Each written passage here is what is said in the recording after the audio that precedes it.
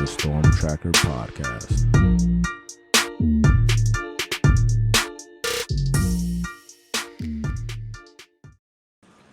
Welcome back, family, to the Storm Tracker Podcast. Marcus Benjamin here representing for CanesCounty.com, part of the Rivals.com network. And make sure you subscribe to this podcast on all platforms, as well as subscribe to this YouTube channel live from Canes County. And it is the Scouting the Opponent episode where we talk to an expert of the opponent. And the opponent, it is none other than Florida State this week. It's the week that we all wait for all year. And I've got Jerry Kutz joining me from the Osceola. He's also part of the Rivals Network. Thanks for joining me today, Jerry. Glad to be here, Marcus. Big week. Yeah, big week as always. And you're on campus right now, and you had a chance to kind of look at practice. And I just kind of want to get a general feel of what the fan base kind of feels like going into this game. It's a rare instance where Florida State is 1-6 and Miami's undefeated going into this game. So what's your take on kind of the general feel around campus leading up to this rivalry game on Saturday? Trepidation.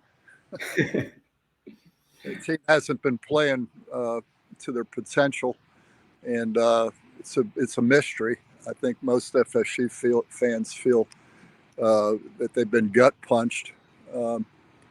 This team just can't get it going in games, especially the offense. And so I think our fans are very concerned about the state of the program right now. Yeah, I can imagine. Just is there anything in particular? I mean, there's obviously a variety of factors that go into Florida State being 1-6 right now.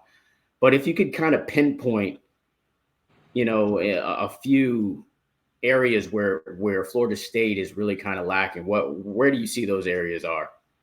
Well, the offense just can't get going.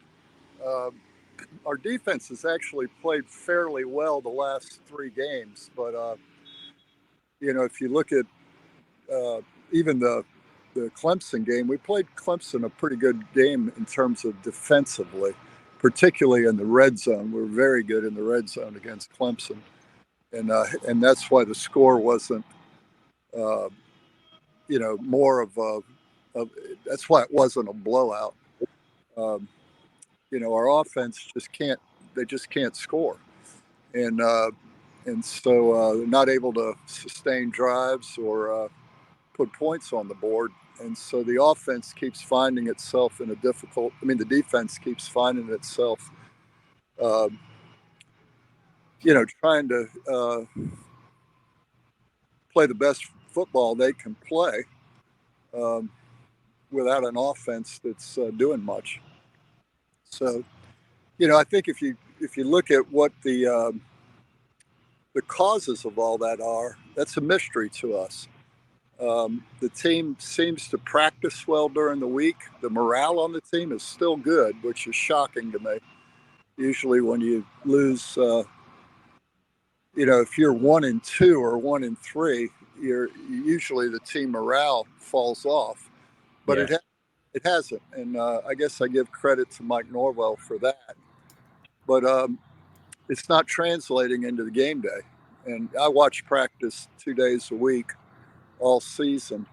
It's weird. You don't feel like you're looking at a 1-6 team at practice, but then on game day, bad things happen. And we know something's not right, but it's hard to pinpoint any one thing other than, last year Florida State had in that 13-0 regular season, we had 10 guys on that team that were, alpha dogs and very strong leadership, and they were all taken in the NFL draft.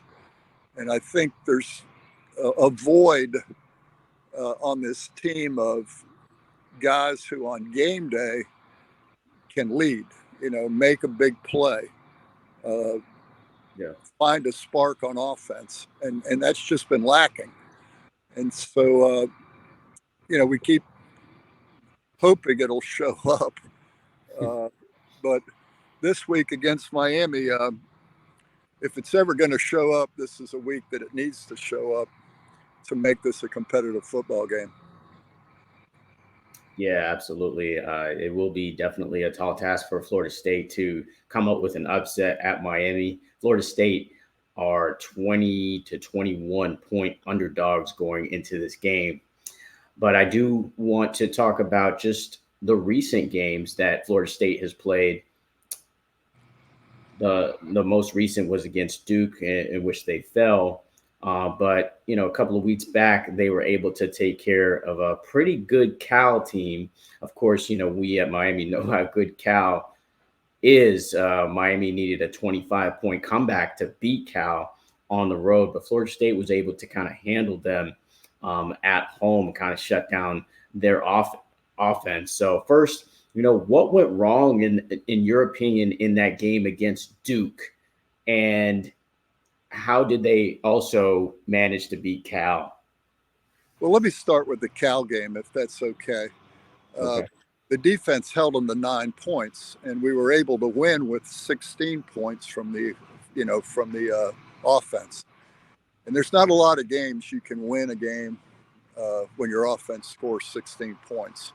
So I'll give that game to the defense and what they did. Now when you go to the Duke game, what cost us in that ball game was with DJ U out, they started Brock, and Brock had played good against Clemson, and then comes out in the Duke game, and he had 3 consecutive plays, and I've never seen this in my 42 years of covering Florida State, where he threw an interception, a pick 6 on one play. They kick off to Florida State. He runs an option. He's running the ball for a first down, gets hit and fumbles. And they take the ball, and I think we held him to a field goal in the red zone. And then on the very next possession, the first play, he throws another interception. So on 3 consecutive plays, Brock had 3 turnovers. Now he's a redshirt freshman. And so you gave up 17 points in the first quarter and on turnovers. And from there on, Florida State won the game in terms of production. But again, the defense played well in the red zone. But, we staked them too many points early and didn't have enough offense to overcome those 3 mistakes. And let me couple with that. We went to Kromenhoek, the true freshman, for a little while after Brock had to settle him down. They put Luke in. He throws a perfect ball in the back of the end zone, about a 50-yard throw to Kentron Poitier, and he drops a touchdown, wide open. Well, not wide open, but he had got separation and had a real clean look at the ball with 2 hands and dropped it. And there were 2 other critical drops in that game where it had been a first down in field goal range. And we also had a bad snap on a field goal attempt on a good drive. Drove all the way down there, get a field goal opportunity in a close game, and had a bad snap and a block kick. So the offense just has really struggled, and they have the potential, but then drop passes have killed them, and that's been the story of the whole season, that Duke game. Interesting. Yeah, definitely. I'm actually playing those 3 consecutive turnovers right now. I've never seen anything like that, Marcus, and I doubt any of your listeners have either. Yeah. One player has 3 plays, 3 turnovers. Yeah. Definitely hard to come back from something like that. Yeah. Against any team. They did after they played Kromenhoek for a while, and then they brought Luke back. They brought Glenn back into the game, and he finished the game. And he played better after he got back in, but it was still, too little, too late. Gotcha. Well, now it seems that there could be maybe a quarterback controversy at this point based on what has happened in that last game. You have Brock Glenn, obviously, who started and then was benched, and they bring Kromenhoek in. Basically, what have you seen in practice, or what indications have you heard about the quarterback situation going into this game? So I don't think there's a controversy. That would be, these guys are both freshmen. One's a redshirt freshman and the other one's a true freshman, been on campus a few months.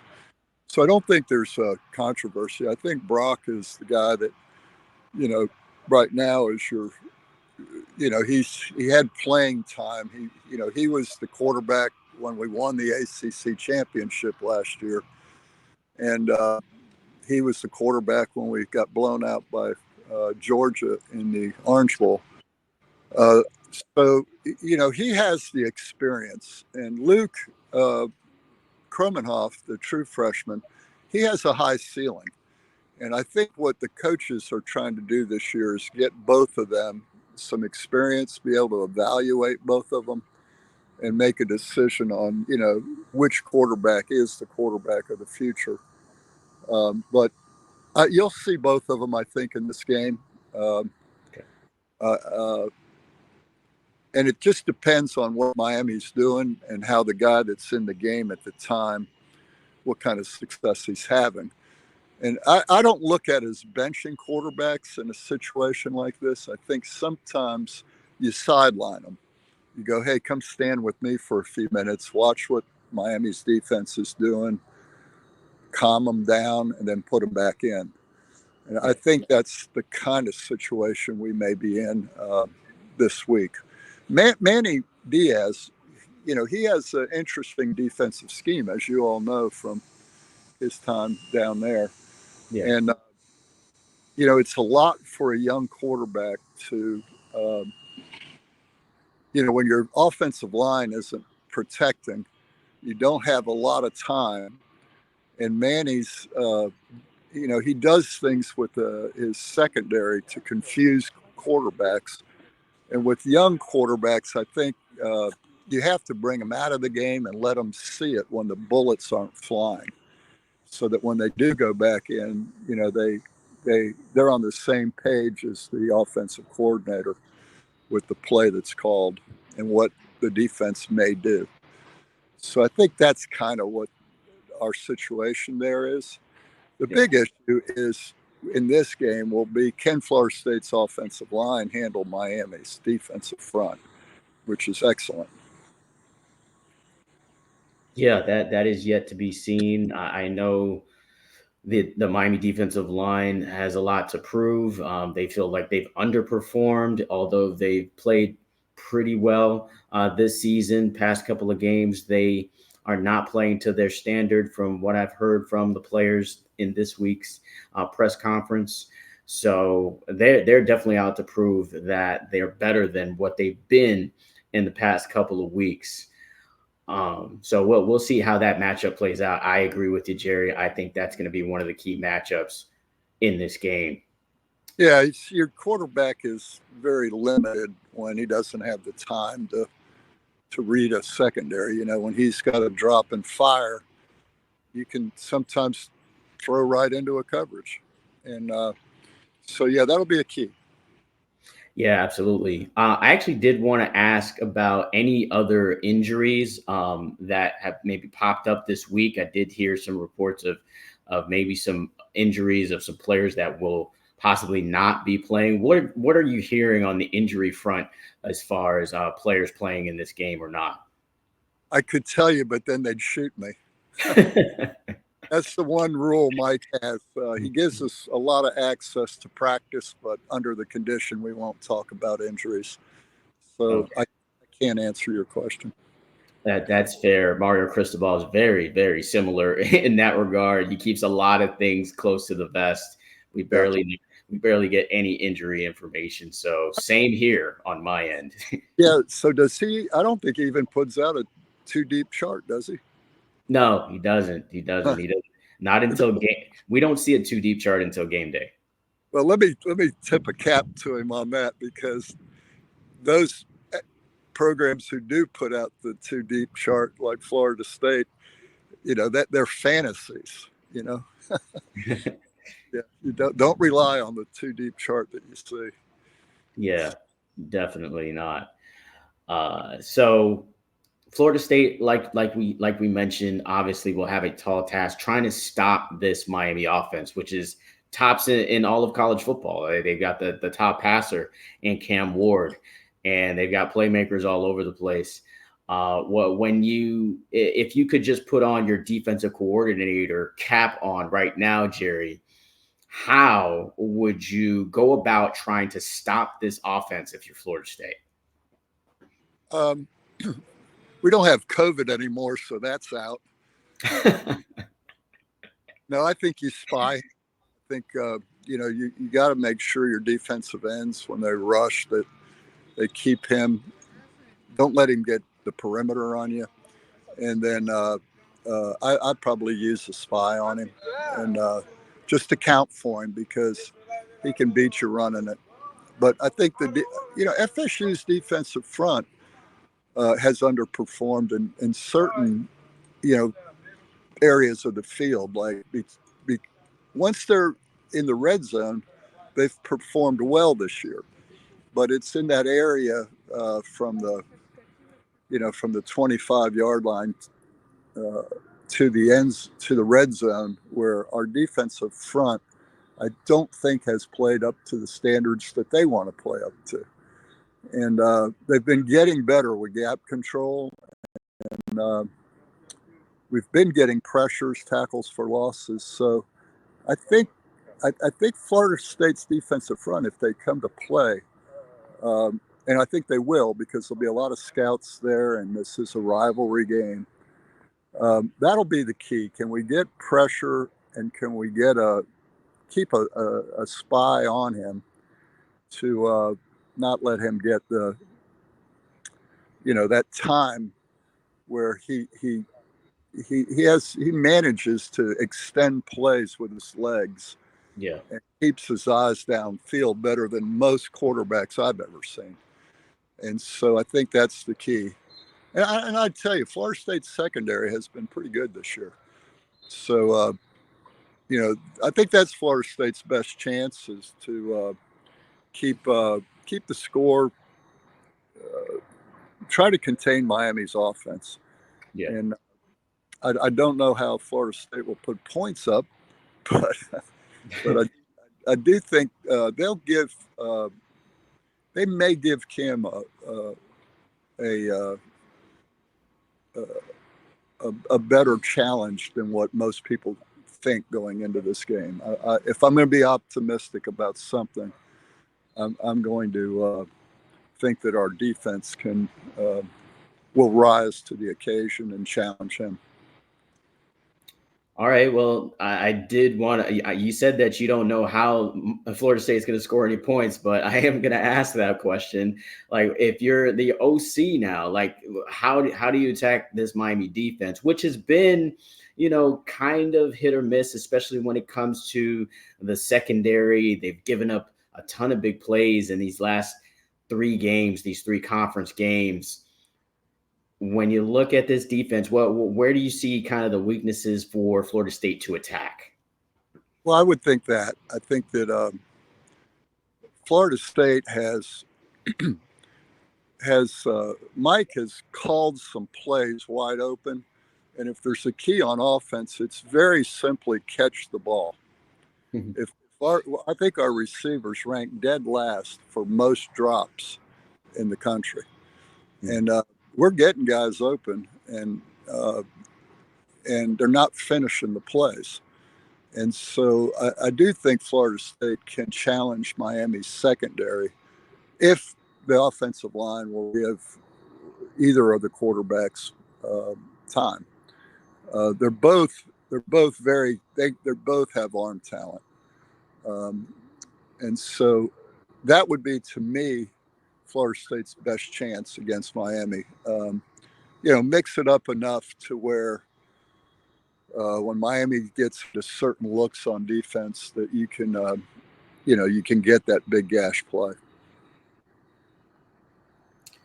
One more thing. When you look at Florida State's losses this season, what has been kind of a common theme with the opponents that were able to beat Florida State? What were those opponents able to do? Is it different or the same? No, let me say this, and this sounds like a coaching cliche. I don't think any opponent has beat us. I think Florida State has beat itself, and it just lack of execution of, you get it going, and then all of a sudden you got an offsides on a punt, and you give a team another set of downs. The drop passes, a couple of fumbles. We haven't been a fumble-prone team, but there's been a couple that have been at inopportune times. But a lot of it has been, beating yourself. And, bad teams do that. And this is not a bad team, but it plays like it is because of the unforced errors that they've made. Gotcha. And, it's one of these things where we all talk about momentum. And if I've had this feeling that if they'll start catching the ball, they're going to get hot. But momentum works the other way too. Drops become contagious, and guys on this team that didn't drop the ball last year are dropping it this year. And we've got a bad case of the yips when it comes, to catching the ball. And I know the Miami fans I grew up on. There's a baseball analogy, and that's, when hitters get into a slump, the only way out is to get a hit. Yeah. And I think if our receivers would just catch the routine balls, we win probably maybe all but that Clemson game. And there's a case for that too. Now, I would say this, if our offense was doing the things I've mentioned, Manny doesn't play, Diaz at Duke doesn't play us as conservatively as he did. It would have forced him to try to be more aggressive with his offense. So, there's no guarantee that you would win those games, but you would have at least made them more competitive. And sure. And so that, I think, has been it. There's not anything anybody's done to us that has been a problem. It's been us. And I would say, I think the if you were to single out segments, it's been, of course, the receiving core and the offensive line has struggled. There's been too many times this fall where a defense has gotten free runners at the quarterback, where Duke ran a lot of twists and stunts, and our offensive line struggled a little with that. Gotcha. All right. A couple of players that you would say need to have big games in order for FSU to pull out an upset against Miami. One on offense and one on defense. Who you got, Jerry? I'd love to see Daryl Jackson have a big game against Miami, and I'm sure he's motivated to do so. Daryl hasn't had the kind of year that we thought he could have. And Josh Farmer next to him, those two middle guys, if they can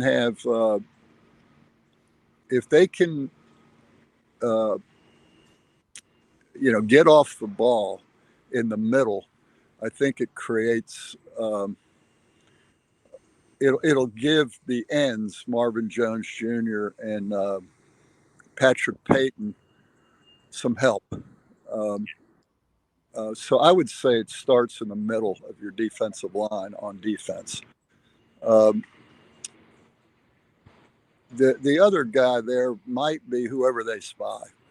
He's got to be judicious of when to come at Cam and when to stay in coverage, because Cam isn't just going to tuck it and run it. He's got his eyes downfield, and he'll release it if you leave your coverage responsibility. So to me, it starts in the middle of the defense. On offense, of course, the quarterback has to have a good game. Yeah. I would say Maurice Smith, our center, because he's the guy doing most of the leader of the offensive line. He's going to have a good game so that they give the quarterbacks the protection they need, to get the ball out. So that to me is, all football's won on the line of scrimmage, and the most important positions are those interior guys that they sort of set the tone for the rest of the line of scrimmage, in my mind.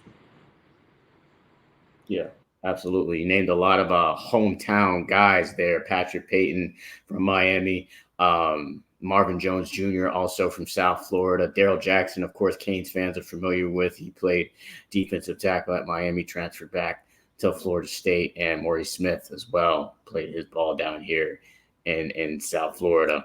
So all about Miami, baby. Best football in the country. Yeah, absolutely. I'm privileged to be down here to watch great high school football on Friday nights for sure. But now we come to the end here, Jerry, and I ask everyone on this episode of this Storm Tracker podcast for a prediction of the game. Now, I mentioned earlier, Canes are 21-point favorites going into it. I don't remember the last time Miami was that big of a favorite going into this game. But when it's all said and done on Saturday night at Hard Rock Stadium, Jerry, what do you think the final score will read on the scoreboard? 35-13 Miami. That would be my. Okay. Oh, well, okay. So you're expecting a big blowout, and why? For all the reasons I named prior. We've struggled offensively, so I don't see us being able to get into a shootout with Miami. And I do think our defense is good enough that they'll limit Miami more than some prognosticators might think. But it'll be a challenge for both sides of the ball for Florida State for certain. Yeah, I agree with you. My prediction is kind of along those lines as well. I think Miami will score maybe about 40 points. I'm thinking maybe 42-16 or 42-17 is kind of where I see this game kind of, ending on the scoreboard. Of course, this is a game where you kind of throw the records out and we could see something totally different. You know how college football is and how crazy it can be. So this is why we play the games, and should be a fun one down here in South Florida. Are you coming down for the game, Jerry? I'm not this year. It's been the first game I've missed since 1978. Whoa, wow. Family issues, not issues, but family things I need to do up here. But I'm flying down to two of our writers to cover the game. Okay. But I personally can't make it this year. Like I said, I've seen this game for a lot of years, and since '78, and so I hate to miss it. I hate to miss the opportunity to enjoy some of the restaurants in Miami I enjoy, and sometimes family has to come first. So, hey, I tell you, one of the sidebar stories in this game that the fans can look forward to is you got some of the best punters and kickers in the country. Our punter, Mastromano, I think leads the nation in punting, and our kicker has been, other than the block kick, he's been perfect this year, and a candidate for that Lou Groza Award. So, Miami's got great punter and kicker, and so I know that's not something that we talk about very often, but this game is rich with specialists. So that's just a little sidebar. Yeah, that's actually a good sidebar, especially for this rivalry, which sometimes comes down to a kick that may go wide right or wide left. So good to know that. Or as Bobby Bowden said, wide too high. I never heard that before, but I love that. Awesome. Great stuff from you, Jerry. Really appreciate you joining me on this edition of the Storm Tracker podcast. And I hope to see you again soon. Hey, I appreciate you. And I'm glad to see that the Canes are, representing the state of Florida, because it's been a while for, we got to get back to where there's 3 strong teams in the state at the same time. And you all are holding up your end of the bargain this year. So props to the Canes. Yeah, it's been a while, Jerry. It's been quite a while since Miami's been this relevant. 2017, they had a run of being undefeated, but, many of the years after and before have been, let's call it what it is, it's been mediocre, and Florida State has been much better over those years. So, and it's all cyclical, Yeah. It comes and it goes, but right now it hasn't been a fun year for Florida State fans. We came into the season with high expectations, and for a variety of reasons, some that are hard to put our fingers on. I mean, I've written columns probably like wondering if it's this or wondering if it's that, and it's just bizarre. I'm out here at practice right now, and I can tell you the morale's high, and doesn't look like a 1-6 team when you watch them on the practice field. And so, but what we're lacking, as I said earlier, is those leaders that on game day, what we like to call dogs. You got to have some guys who, in the huddle on offense and in the huddle on defense, are coaches. Who get in somebody's face and get the standard where it needs to be when the coaches can't be out there. Yeah. And that's the one thing I think our upperclassmen the last couple of years have been around really strong leaders. And I don't think that they developed as the leaders that you need. They're good guys, and they're not negative leaders, but they're just, I feel like we don't have enough dogs. And maybe some guys will step up in this game and do that. But that's been missing, and moving forward, we need to develop those guys for the future. So hopefully this Miami crowd and this rivalry will bring that out of a couple of guys that are capable of being that guy. Yeah, definitely. We'll see what happens and how it all unfolds on Saturday night. I'm excited for it, as I am every year, to see Miami versus Florida State. Best game in college football, in my opinion. All right, thanks again, Jerry, for joining me for this edition of Scouting the Opponent Storm Tracker podcast. Make sure you follow this podcast on all platforms, and also subscribe to this YouTube channel live from Canes County. Most importantly, subscribe to the website, canescounty.com, for free. Use the promo code Miami30. Until the next episode.